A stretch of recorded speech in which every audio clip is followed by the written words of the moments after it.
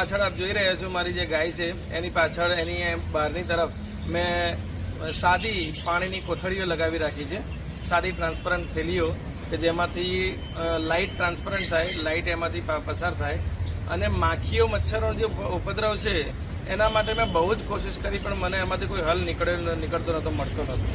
તો મેં નક્કી કર્યું કે એકવાર ચલો આ છે તો સાચું છે કે ખોટું, કેટલું છે, કેટલા અંશે, આમાં કોઈ મોટો ખર્ચો છે નહીં.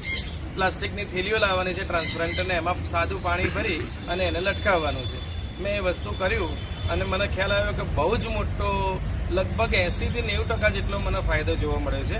આની પાછળનું કારણ મેં જે તપાસ કરી તો મને એ જાણવા મળ્યું કે માખીની જે આંખો છે એ જ્યારે પાણીમાંથી પ્રકાશ પરાવર્તિત થઈ અને રિબાઉન્સ થાય છે, એ રિફ્લેક્શન આપે છે, ત્યારે માખીની આંખો એને પોતાના નકશાને એ સેટ કરી શકતી નથી.